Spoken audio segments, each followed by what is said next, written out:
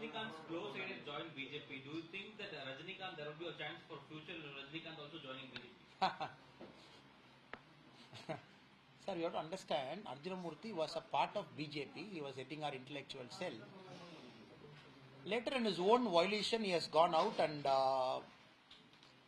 he was with superstar Rajnikant ji. And now he felt that BJP is the right platform for him. And is a very staunch nationalist and a very spiritual person also. He wants to improve Tamil Nadu. He wants to better the lives of Tamil people. So we are very clear, ideology-wise, is not a new person to us. So when Arjunamurthy left the party also, we never questioned. When Arjunamurthy is joining the party also, we have asked him to come back and join us. So ours is a very straightforward decision, similar ideology. We are not reading too much into it. Yes, sir. Sir, after several parties raising the freebies issue, now DMK has also raised the freebies issue. So how do you see this from the BJP? No, we will talk only about freebie as freebie, not about public goods. So I will kind of try and keep a distinction here. In the last 8 years of Honorable Prime Minister Narendra Modi's government, so 42 crore people for the first time in their life, they got a bank account. We are not calling that bank account and the first deposit made by Honorable Prime Minister Ji as a freebie. We are calling that as a public good, as a matter of right for an Indian citizen to demand it from the state where he or she got it. That is the case for the 11.5 crore toilet that is built in the country. That is the case for all the houses that is being built for people who don't have houses. Because these are all duties of a state to take care of people who don't have things in their hand. That is why essentially all these are classed as public goods in economics, be it the new economics, be it any of the debate at play. Now Tamil Nadu is a pioneer of freebie, especially the DMK party is the pioneer of freebie. I can take you back 40 years before, when one of the DMK's leader, they said before the election, when we come to power in Tamil Nadu, we will give you Nangu Padi, meaning it's a measurement, it's a volume. When we come to power, we will give you 4 measures of grain. After coming to power, they gave only 1 measure. They said, why? They said, what we said was an aspiration, and what we are giving today is an implementation. So 40 years back only the same drama started. To come to power, they can speak anything and everything and come to power. Now if you are looking at 2021 assembly election with DMK again, now we are in a time and place, because you have to understand, sir, this whole topic is only a 3-month topic now. Only in the last 3 months, the concept of freebies, the concept of public goods we are discussing. Because the time has come for our country when all the states are getting debt burdened. States like Tamil Nadu, we are approaching the #1 debt state of India. Probably this year we will hit it. 6 lakh crore plus, another 1,10,000 crore expected, 7 lakh crore, you are hitting the debt ceiling. And you are hitting the 25% of state gross domestic product, you are hitting that ceiling. Now last 1 year, it's very alarming. The state finances are alarming. Where the Tamil Nadu state is not able to pay 25,000 crore money that is owed to the discoms, owed to the central government. When Tamil Nadu government is struggling itself, when the school finance minister, he says, 92% of my state budget goes into salary, only 8% gets into capital. That is clearly showing in the learning outcome where Tamil Nadu students have come last among the southern states, which is very painful for us when the state was topping every single assessment many years before. The whole debate is very recent, sir. We have to understand it is not a 2016 debate, not a 2011 debate. Now 2022 debate is all about the state finance are in a shambles, especially in a state like Tamil Nadu, Telangana, many states in India, Punjab, many states. And now the Prime Minister has put a valid argument, very important argument. The culture, how political parties, especially the dynastic political parties, they fool people. And later, a common man has filed a PIL in Supreme Court. Supreme Court has also said it is a very important topic of the day. It has issued notices to Finance Ministry, RBI, Niti Aayog and everybody. And the whole debate has started in the India now, everybody is talking. So here it's very important in a state like Tamil Nadu also that this is curbed.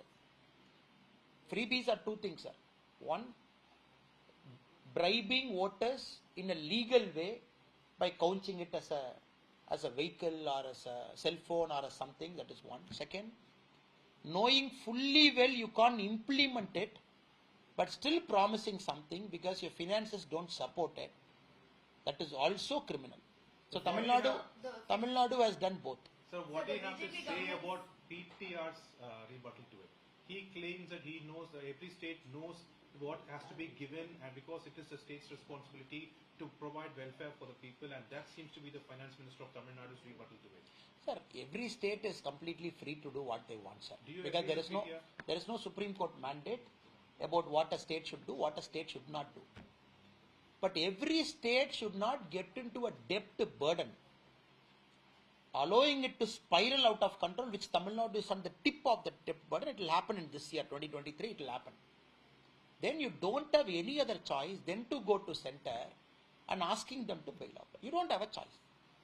Everybody going the Tamil Nadu way, Tamil Nadu model, people can say 2023 December, they have to go to center asking them to bail them out. Because you will not have money to pay salary. It's a matter of time. Is it because of freebies? Because of just this plain argument, I will do whatever I want, and you are not anybody to question me. This basic arrogance in a democracy. For example, 1,000 rupee to a woman, giving it to a household people. Sir, we don't have any problem. Everybody should get money. You please give. But 1,000 rupee to a woman, 2.25 crore ration card, it is 2,250 crore per month, 28,000 crore per year. DMK fully knows before the preparation of election manifesto, 28,000 crore is the outgo per year. Now DMK cannot escape by claiming the Tamil Nadu's debt burden. This I call cheating. This I call criminal. Now what is the defense our PTR has got for it? And the finance minister also very shameless in arguing, no, we have said it, but did we put a date to it? In a democracy, have you seen any political leader telling, we will do it, but did I tell you the date? He is asking press people. These are all absolutely criminal, absolute cheating. Now, if DMK is taking that argument, we will do anything we want, then why do you want the centre's incentive? Why do you want the central government's incentive even for tangent core reformation? Almost 35,000 crore money is getting into Tamil Nadu for tangent course reformation. Two parts. One, putting an electric meter, smart meter. Second, for reducing the distribution loss. Now you want 35,000 crore, but you don't want to do this. Then you want all kinds of central incentive, including tax rebate, including the sunrise sector, including everything you want. You want to enjoy everything. You want to get more money from every single component central government is giving. At the same time, you allow the debt burden to spiral. 7 lakh crore you hit. After 25% of state gross domestic product, states lose the power to borrow. You can't borrow without the RBI's specific permission. Then you go to RBI, you say give us extra limit, make it 27%. RBI will not give. Then you make it central versus state. Then you start a fight. So their game plan is very simple.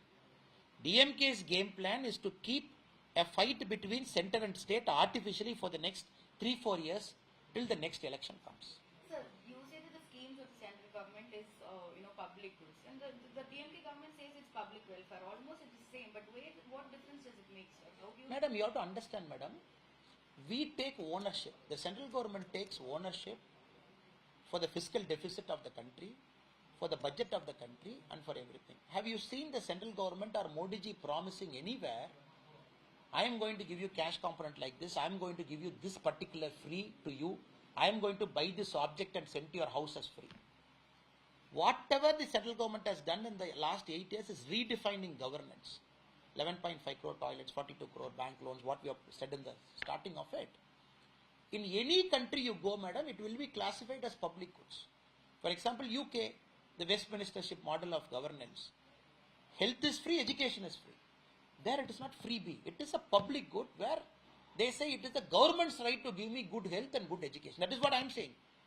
Tamil Nadu should get into a model where all education should be free, all health should be free. This is a rational argument.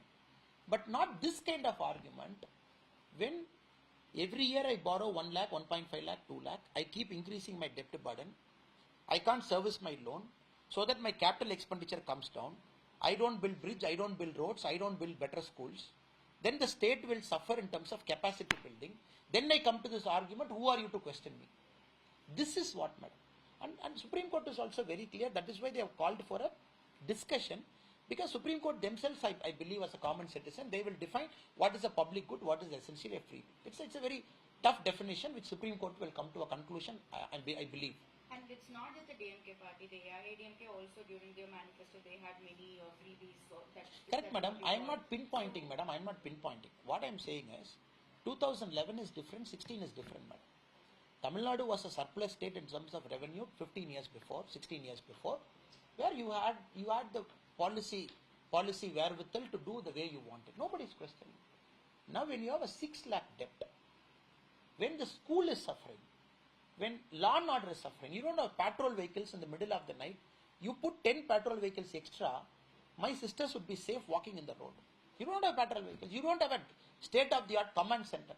I want Tamil Nadu government to put 1,000 crore into building a state-of-the-art command center like what UP has done 5 years back. So one last question. Now nothing we do, and then you keep argument with the center, knowing fully well your finances don't support, because the fear for Honorable Prime Minister and everybody is, if 4 or 5 states get into a debt trap, it will pull the country severely by decades. One last question. So this is not about creating a controversy, but just to get clarity. In the last 1 week, there have been rumors about Rajinikanth becoming the governor. Now Arjuna Murthy has joined your party. Rajinikanth wants to be neutral. So is there a chance of Rajinikanth becoming a governor when Annamalai becomes a chief minister or something like that? I said clarity, no controversy. Sir, we have to understand, sir, we don't have anything to do with superstar Rajinikanth ji starting a party. We don't have anything to do with Rajinikanth ji not taking the political plunge. These are two different issues.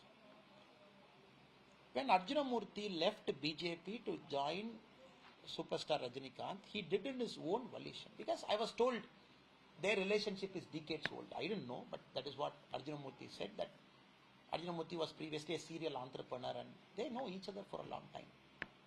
And he went in that. Now Arjuna Murthy met me a couple of months back. He said, I want to come back. I want to get back into politics. I think this is the way for me. I had a conversation with him. I said, look, BJP is open enough. BJP is accommodating enough to take anybody with us, provided our ideologies match. You are a nationalist. You are a spiritual guy. And this is the vision for Tamil Nadu. Please join us. That is the way in which we operate. And I don't have anything to do with what Arjuna Murthy did with Rajinikanth ji, what did they do, and why did the party did not take, Rajinikanth ji did not take that political plunge. It is best left to superstar Rajinikanth ji to answer maybe in the future, maybe in a book or maybe while talking to journalists. Ours is a very straightforward, simple conversation I had with What about Arjuna the rumors Murthy. of him becoming the governor? Now coming to the second part, because I mentioned that itself is a straightforward conversation. Now coming to the second part, I think Rajinikanth ji, why should we box him into something? Let him act in more movies, give us a lot of happiness. Because that is what he said when he did not take the political plunge. I think he himself has made that very clear, that he wants to act in a lot of movies and gives us happiness. His health doesn't support him to have a full-fledged public life 24/7 which is full of pressure. I think let him do that, it is his call. And I can't speak on something in which I am not a party to those decisions or discussions or deliberations. And having said it, Rajinikanth is a good friend. Rajinikanth ji is a good friend to many. We cherish him as a human being. So I don't want to corner him politically here and there. Just asking because BJP nominated Ilayaraja as the MP. So that's the reason this question is also raised. So far it's been a rumor. So we just want to get your... So Ilayaraja ji, again sir, it is the President of India which nominated Ilayaraja ji, PT Usha. Maybe my argument might sound very blunt to you. But the fact of the matter is, sir, they have honored people of distinction. Be it Ilayaraja ji, be it PT Usha madam, be it the great eminent person from Karnataka, the eminent person from Andhra. They are all eminent people, person of excellence. And the 12 Rajya Sabha seats in the parliament reserved for the President of India is only for people of eminence. So nothing political in it.